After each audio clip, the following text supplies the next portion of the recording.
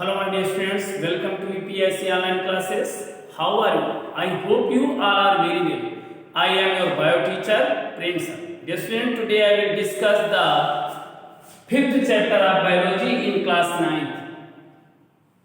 The 5th chapter is the fundamental unit of life. In this chapter your first topic is mitochondria. So let's start now. Dear students, आज हम आप लोगों को the cell chapter में आपको मैंने बताया था कि कोशिका के अंदर माइटोकॉन्ड्रिया पाई जाती है। ये जो माइटोकॉन्ड्रिया है बेटा, ये कोशिकांग।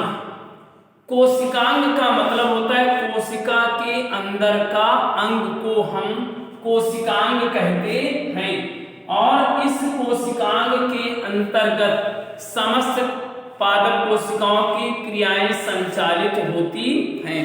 तो बेटे आज हम चर्चा करेंगे माइटोकॉन्ड्रिया के बारे में। माइटोकॉन्ड्रिया के बारे में आपको बताना चाहता हूं कि माइटोकॉन्ड्रिया कोशिका के अंदर पाई जाती है और इसे कोशिका का पावर हाउस भी कहते हैं। ये जो माइटोकॉन्ड्रिया आप देख रहे हैं, अगर हम इसका स्ट्रक्चर बनाएं तो माइटोकॉन्ड्रिया का डायग्राम इस प्रकार से बनता है।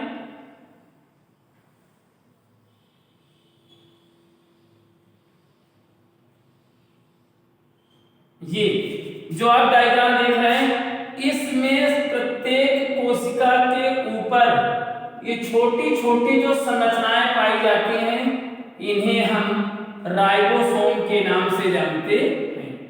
इसे क्या बोलते हैं बेटा? राइबोसोम। राइबोसोम जो होते हैं ये प्रत्येक कोशिका के कोशिकांग में पाए जाते हैं। इसमें एटीपी के रूप में ऊर्जा संचित रहती है। इसमें एटीपी के रूप में ऊर्जा संचित रहती है।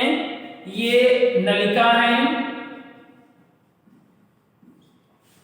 और ये इसके अंदर राइबोसोम पाए जाते हैं। राइबोसोम। अगर हम बात करें माइटोकॉन्ड्रिया की, तो माइटोकॉन्ड्रिया की खोज की थी वैज्ञानिक अल्टमान ने। किसने खोज की? वैज्ञानिक अल्टमान ने 1892 ईस्वी में की थी। वैज्ञानिक अल्टमान ने माइटोकॉन्ड्रिया की खोज सन 1892 ईस्वी में की थी और इसे कोशिका का पावर हाउस भी कहते हैं। माइटोकॉन्ड्रिया में एटीपी के रूप में ऊर्जा संचित रहती है। जब बेटे एटीपी का एक अणु टूटता है तो 38 कैलोरी ऊर्जा मुक्त होती है।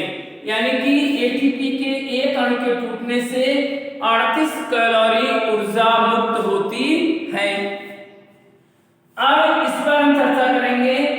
वैज्ञानिक अल्टमान ने इसे कोशिका का पावर हाउस भी कहा था, क्योंकि इसमें ऊर्जा संचित रहती है। माइटोकॉन्ड्रिया की खोज अल्टमान ने की थी, मैंने अभी आपको बताया। इसमें छोटे छोटे कण तंतु गोले एवं छड़ों के रूप में पाए जाते हैं। इसमें जो कण होते हैं वो छोटे छोटे कण पाए जाते हैं और गोले के रूप में संचित रहते हैं। अब हम चर्चा करेंगे स्ट्रक्चर, संरचना। अगर हम संरचना की बात करें तो यह 2 परतों की बनी थैले के समान संरचना होती है। इसमें 2 थैली के नुमा संरचना पाई जाती है और ये एक प्रकार से थैली नुमा संरचना का निर्माण करते हैं। माइटोकॉन्ड्रिया 2 परतों की बनी थैलीनुमा संरचना के समान होती हैं। इनकी दीवारें प्लाज्मा झिल्ली के समान, इनकी दीवारें प्लाज्मा झिल्ली के समान वसा और प्रोटीन, किससे बनी होती है बेटा? वसा और प्रोटीन से बनी होती हैं।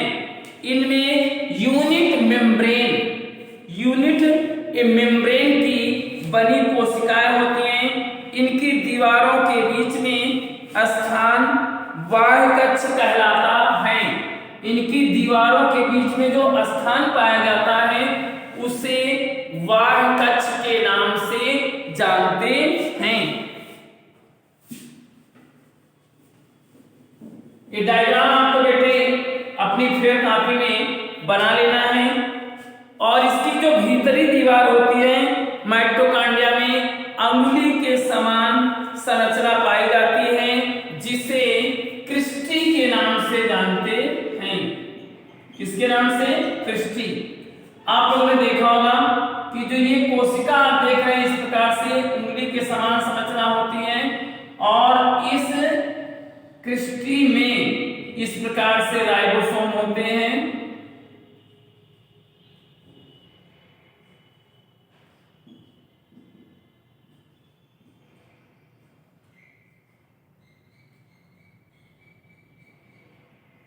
ये राइबोसोम होते हैं, इनमें एटीपी के रूप में ऊर्जा संचित रहती है।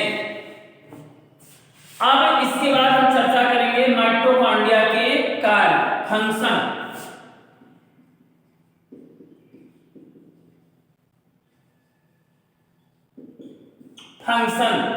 माइटोकॉन्ड्रिया का कार्य, अगर हम माइटोकॉन्ड्रिया के कार्य की बात करें तो कोशिका को ऊर्जा प्रदान करती है। जब भी कोशिका को कोई कार्य करना होता है तो उस कोशिका को ऊर्जा प्रदान करने का कार्य माइटोकॉन्ड्रिया करती है। नंबर 2, जैविक क्रियाओं के काम आती है। जैविक क्रियाओं के काम आती है। यानी कि सबसे पहली चीज है कोशिका को ऊर्जा प्रदान करती है।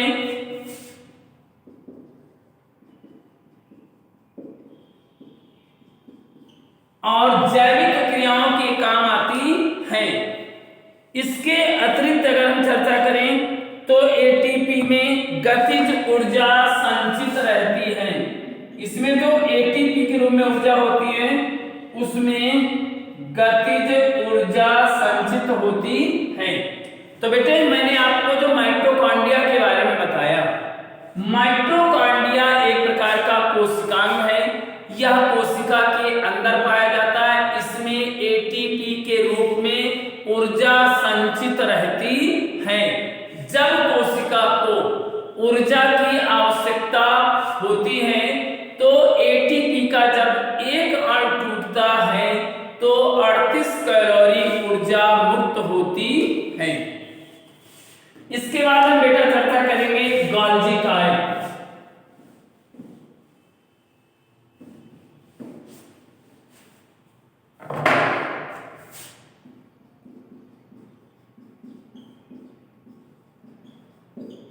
गोल्जी कार्य की बात अगर करें तो इसे हम गोल्जी बॉडीज के नाम से जानते हैं। BODIES, Golgi bodies. आपने देखा होगा कि ये बेटा जो पादप कोशिका है, इस पादप कोशिका में केंद्रक के ऊपर ये जो चपटी संरचना दिखाई देती है थैली के समान, इसे हम गोल्जी काय कहते हैं। गोल्जी काय की अगर हम बात करें तो गोल्जी काय का दूसरा नाम है डिक्टियोसोम। गोल्जी काय का दूसरा नाम है डिक्टियोसोम।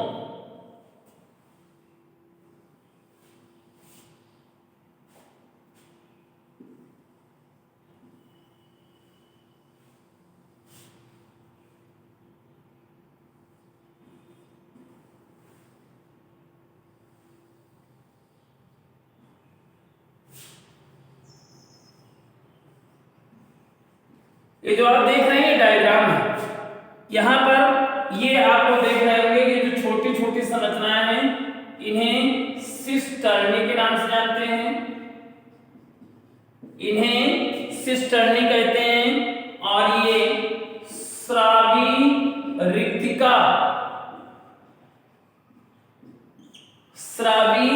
रिक्तिका है। और ये थैलियां हैं, थैलियां। अब हम गाल्जी काय की चर्चा करेंगे। गाल्जी काय की खोज वैज्ञानिक कैमिलो गाल्जी ने की थी। वैज्ञानिक कैमिलो गाल्जी ने इसकी खोज, कैमिलो गाल्जी ने इसकी खोज 1898 ईस्वी में की थी। इसे डिक्टियोसोम के नाम से भी जानते हैं। इसका मुख्य कार्य होता है पादप कोशिका के अंदर उपस्थित अपशिष्ट पदार्थ को कोशिका से बाहर निकालना। गाल्जी काय की खोज के बारे में बता दें, सभी जंतु कोशिकाओं में गाल्जी काय 4 से 6 खोखली संरचना में पाए जाते हैं और इसमें एक चपटी संरचना होती है जिसे सिस्टर्नी कहते हैं। सिस्टर्नी यूनिट कलाओं की बनी होती है, यानी जो सिस्टर्नी होती है ये यूनिट कलाओं की बनी संरचना होती है। इसके साथ छोटी थैलियां भी पाई जाती हैं, यानी कि इन कोशिकाओं के साथ छोटी छोटी थैली नुमा संरचना पाई जाती हैं, जिन्हें डिक्टियोसोम के नाम से जानते हैं। इसे गाल्जी कॉम्प्लेक्स भी कहते हैं। पादप कोशिकाओं में गाल्जी काय छोटे छोटे समूह होते हैं जिन्हें डिक्टियोसोम कहते हैं, यानी कि जो कोशिकाएं होती हैं उनको हम डिक्टियोसोम के नाम से जानते हैं। इसकी खोज वैज्ञानिक कैमिलो गाल्जी ने की थी। जब भी 1 नंबर का क्वेश्चन आता है तो कभी कभी पूछा जाता है कि गाल्जी काय की खोज किसने की, तो आपको आंसर देना है कैमिलो गाल्जी ने। गाल्जी काय की कोशिकाओं को हम डिक्टियोसोम के नाम से भी जानते हैं। अब हम चर्चा करेंगे फंक्शन। फंक्शन मीन्स होता है कार्य।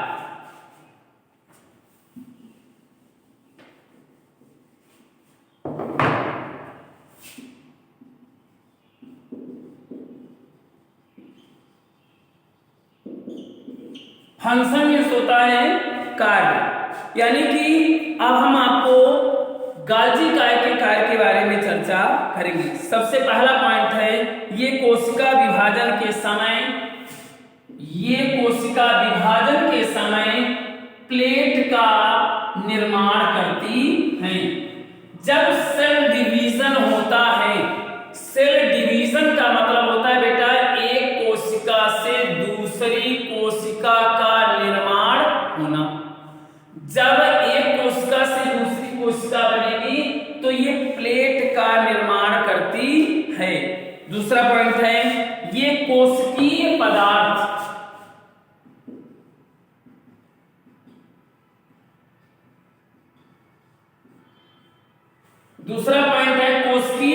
जैसे ग्लाइकोप्रोटीन और लिपिड।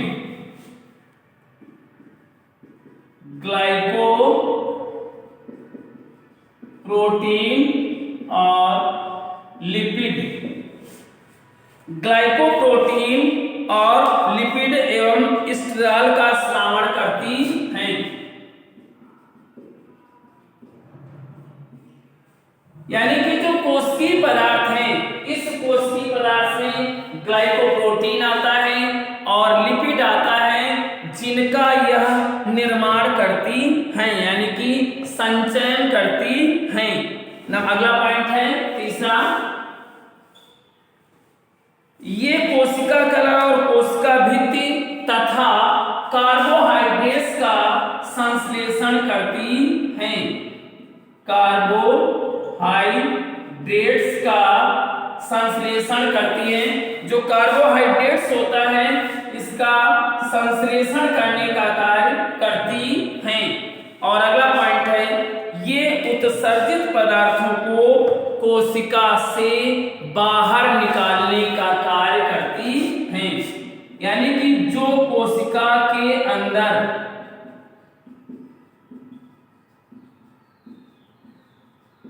अपशिष्ट पदार्थ होते हैं उन्हें कोशिका से बाहर निकालने का कार्य करती हैं। यानी कि गाल्जी काय जो आपका है इसका मुख्य कार्य होता है प्लेट्स का निर्माण करना, कोशिकीय पदार्थ ग्लाइकोप्रोटीन लिपिड का श्रावण करना और कार्बोहाइड्रेट्स का संश्लेषण करना और इसके साथ साथ कोशिका के अंदर अपशिष्ट पदार्थों को बाहर निकालने में सहायता करती हैं। तो बेटे आप लोगों का जो चैप्टर चल रहा है जीवन की मौलिक इकाई, इस जीवन की मौलिक इकाई में आज आपको मैंने माइटोकॉन्ड्रिया के बारे में बताया और गाल्जी काय के बारे में। माइटोकॉन्ड्रिया के बारे में मैंने आपको बताया कि माइटोकॉन्ड्रिया की खोज किसने की, वैज्ञानिक अल्टमान ने की। माइटोकॉन्ड्रिया को कोशिका का पावर हाउस कहते हैं क्योंकि इसमें एटीपी के रूप में ऊर्जा संचित रहती है। जब एटीपी का एक अणु टूटता है तो 38 कैलोरी ऊर्जा मुक्त होती है। यानी कि अक्सर करके कोशिका को ऊर्जा प्रदान होती है माइटोकॉन्ड्रिया के द्वारा। जैसे जीवों को कार्य करने के लिए ऊर्जा मिलती है उसी प्रकार से पादपों को ऊर्जा माइटोकॉन्ड्रिया के द्वारा प्राप्त होती है। इसके बाद मैंने आप लोगों को गाल्जी काय के बारे में बताया। गाल्जी काय कोशिका का कोशिकांग है। यह केंद्रक के ऊपर चपटी थैली नुमा संरचना के रूप में पाया जाता है। इसे डिक्टियोसोम के नाम से भी जानते हैं। डिक्टियोसोम का मतलब ये होता है गाल्जी काय और इसे हम गाल्जियोसोम के नाम से भी जानते हैं और इसकी खोज वैज्ञानिक कैमलो गाल्जी ने की थी।